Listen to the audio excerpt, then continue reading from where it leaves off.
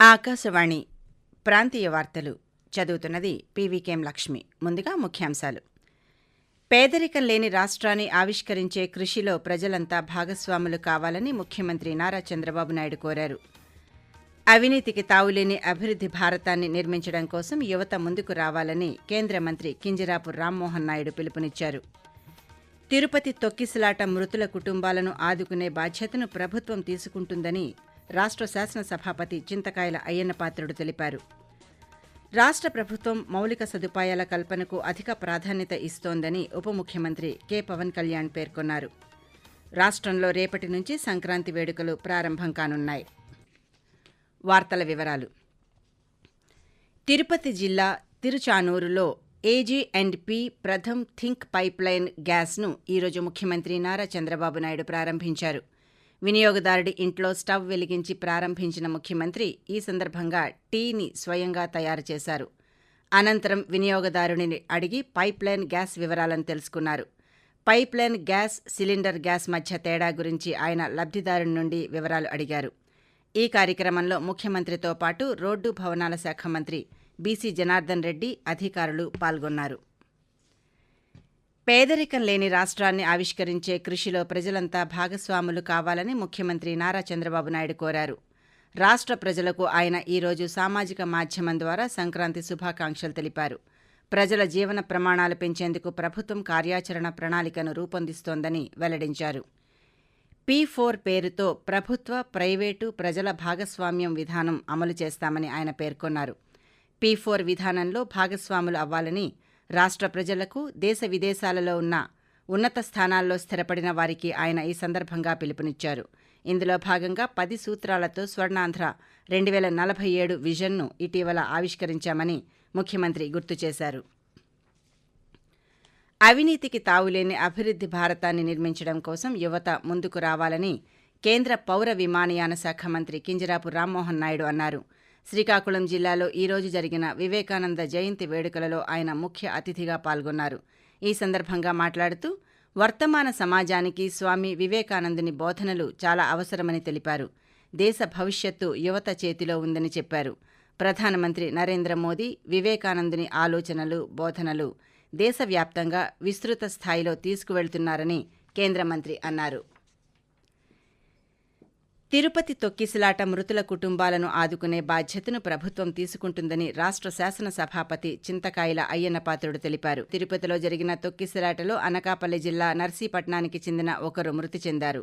కేంద్ర మాజీ మంత్రి, బోర్డు సభ్యురాలు అయిన పనబాక లక్ష్మి టీటీడీ తరఫున 25 లక్షల రూపాయల చెక్కును మృతుని కుటుంబానికి అందజేశారు. ఈ సందర్భంగా స్పీకర్ మాట్లాడుతూ మానవతా దృక్పథంతో ప్రభుత్వం ఈ ఘటన పట్ల వేగంగా స్పందించిందని అన్నారు. బాధితులకు ప్రభుత్వం అండగా ఉంటుందని ఆయన పేర్కొంటూ, వాళ్ళకి ఏదో చెయ్యాలా, కుటుంబాన్ని ఆదుకోవాలా, అందుకని చేసేది లేదు. అయితే మనం ఏం చేయాలి? చంద్రబాబు నాయుడు ఆలోచించి వెంటనే బోర్డు మీటింగ్ పెట్టారు. ఒక మంచి నిర్ణయం తీసుకున్నారు. ఎవరైతే చనిపోయారో వాళ్ళందరికీ కూడా 25 లక్షల రూపాయలు తిరుపతి దేవస్థానం అకౌంట్ నుంచి ఇవ్వాలని చెప్పి నిర్ణయం తీసుకోవడం జరిగింది. అది కాకుండా ఆ కుటుంబంలో ఎవరైనా అర్హులు ఉంటే వారికి తిరుపతి దేవస్థానంలో ఒక ఉద్యోగం ఇవ్వాలని నిర్ణయం తీసుకోవడం జరిగింది. ఆ కుటుంబాన్ని ఎట్టిపోసి వదిలే ప్రసక్తి లేదు. నేనున్నంత కాలం ఆ కుటుంబానికి ఏ లోటు లేకుండా చూసుకునే బాధ్యత నేను తీసుకుంటానని చెప్పి కూడా మనం చేస్తూ, రాష్ట్ర ప్రభుత్వం గడిచిన 6 నెలల కాలంలో మౌలిక సదుపాయాల కల్పనకు అధిక ప్రాధాన్యత ఇచ్చిందని ఉప ముఖ్యమంత్రి కె పవన్ కళ్యాణ్ తెలిపారు. ఈ మేరకు ఆయన ఈరోజు సామాజిక మాధ్యమం ద్వారా వివరాలను వెల్లడించారు.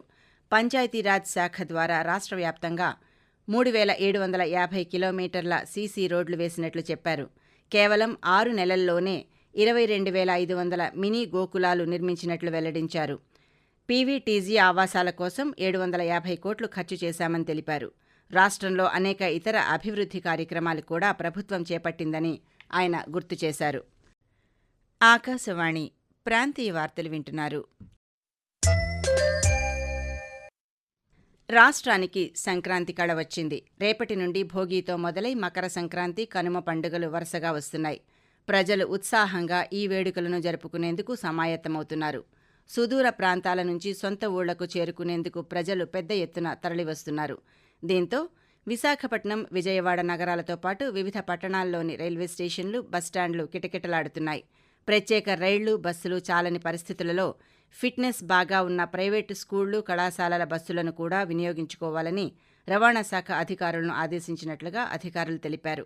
ఈ మేరకు ఆర్టీసీ ఎండీ కూడా డిపో మేనేజర్లకు ఆదేశాలు జారీ చేశారు. మరోవైపు ఈరోజు ఉదయం నుండే హైదరాబాద్, విజయవాడ జాతీయ రహదారిపై రద్దీ ప్రారంభమైంది. టోల్గేట్ల వద్ద భారీగా ట్రాఫిక్ జామ్ పరిస్థితులు ఏర్పడ్డాయి. ఈ రద్దీని అదుపు చేసేందుకు స్థానిక పోలీసు యంత్రాంగం ప్రత్యామ్నాయ మార్గాలు సూచిస్తోంది. విశాఖపట్నం, సికింద్రాబాద్ మధ్య రాకపోకలు సాగిస్తున్న వందే భారత్ ఎక్స్ప్రెస్ కోచ్ల సంఖ్యను రేపటి నుంచి పెంచుతున్నట్లు దక్షిణ మధ్య railway general manager Arun Kumar Jain తెలిపారు.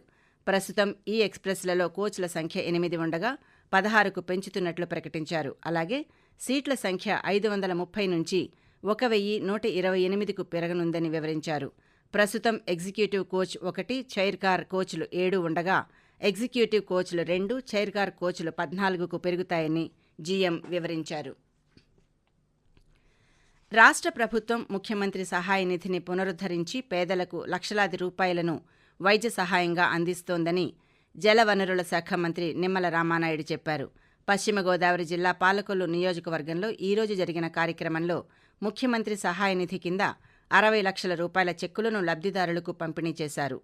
ఈ సందర్భంగా మంత్రి మాట్లాడుతూ పేదల వైద్యానికి ప్రభుత్వం అధిక ప్రాధాన్యత ఇస్తోందని అన్నారు. రాష్ట్రంలో దక్షిణ కోస్తా, రాయలసీమ జిల్లాల్లో ఈరోజు, రేపు తేలికపాటి నుండి మోస్తరు వర్షాలు 1 లేదా 2 చోట్ల కురిసే అవకాశముందని అమరావతిలోని భారత వాతావరణ శాఖ తెలిపింది. ఆ వివరాలను వాతావరణ శాఖ అధికారి తెలియజేస్తూ, ఉత్తర కోస్తా ఆంధ్రప్రదేశ్ మరియు యానంలో ఈ రోజు మరియు రేపు పొడి వాతావరణం ఏర్పడే అవకాశం ఉన్నది. దక్షిణ కోస్తా ఆంధ్రప్రదేశ్ మరియు రాయలసీమలో ఈ రోజు మరియు రేపు తేలికపాటి నుంచి మోస్తరు వర్షము 1 లేదా 2 చోట్ల కురిసే అవకాశం ఉన్నది. అత్యల్ప ఉష్ణోగ్రత ఆరోగ్యవరంలో 15.5 డిగ్రీ సెంటీగ్రేడ్ గా నమోదు కాబడ్డది. తిరుపతి తొక్కిసలాటలో మృతి చెందిన వారి కుటుంబ సభ్యులకు తిరుమల తిరుపతి దేవస్థానం బోర్డు సభ్యులు ఈరోజు చెక్కులను పంపిణీ చేశారు. విశాఖపట్నంలో ఉన్న మృతుల కుటుంబాల ఇళ్లకు వెళ్లి టీటీడీ తరఫున 25 లక్షల రూపాయలు, బోర్డు సభ్యుల తరఫున 2,50,000 రూపాయల చెక్కులను అందించారు. మృతుల కుటుంబంలో ఒక వ్యక్తికి టీటీడీలో కాంట్రాక్టు ఉద్యోగం, చదువుకునే పిల్లలు ఉంటే వారి పిల్లలకు సహకారం అందిస్తామని టీటీడీ సభ్యులు చెప్పారు. ఈ కార్యక్రమంలో రాష్ట్ర హోంమంత్రి వంగలపూడి అనిత, తెలుగుదేశం పార్టీ రాష్ట్ర అధ్యక్షుడు పల్లా శ్రీనివాస్, భారతీయ జనతా పార్టీ శాసనసభ్యుడు పి. విష్ణుకుమార్ రాజు, ఎమ్మెల్సీ చిరంజీవిరావు పాల్గొని బాధిత కుటుంబాలను పరామర్శించారు. రాష్ట్రంలో ఉపాధి హామీ పథకం అమలులో భాగంగా అనంతపురం జిల్లాను అగ్రస్థానంలో నిలపాలని జిల్లా collector doctor V. Vinod Kumar కోరారు. జిల్లాలోని బెలుగుప్ప మండలం అంకంపల్లి గ్రామంలో జాతీయ గ్రామీణ ఉపాధి హామీ పథకం కింద మంజూరైన మినీ గోకులం షెడ్లను ఆయన ఈరోజు ప్రారంభించారు. ఆకాశవాణి ప్రాంతీయ వార్తలు ముగించే ముందు ముఖ్యాంశాలు మరోసారి. పేదరికం లేని రాష్ట్రాన్ని ఆవిష్కరించే కృషిలో ప్రజలంతా భాగస్వాములు కావాలని ముఖ్యమంత్రి నారా చంద్రబాబు నాయుడు కోరారు. అవినీతికి తావులేని అభివృద్ధి భారతాన్ని నిర్మించడం కోసం యువత ముందుకు రావాలని కేంద్ర మంత్రి కింజరాపు రామ్మోహన్ నాయుడు పిలుపునిచ్చారు. తిరుపతి తొక్కిసలాట మృతుల కుటుంబాలను ఆదుకునే బాధ్యతను ప్రభుత్వం తీసుకుంటుందని రాష్ట్ర శాసనసభాపతి చింతకాయల అయ్యన్నపాత్రుడు తెలిపారు. రాష్ట్ర ప్రభుత్వం మౌలిక సదుపాయాల కల్పనకు అధిక ప్రాధాన్యత ఇస్తోందని ఉప ముఖ్యమంత్రి కె. పవన్ కళ్యాణ్ పేర్కొన్నారు. ఆకాశవాణి ప్రాంతీయ వార్తలు ఇంతటితో సమాప్తం. 8:30 జాతీయ వార్తలు వింటారు.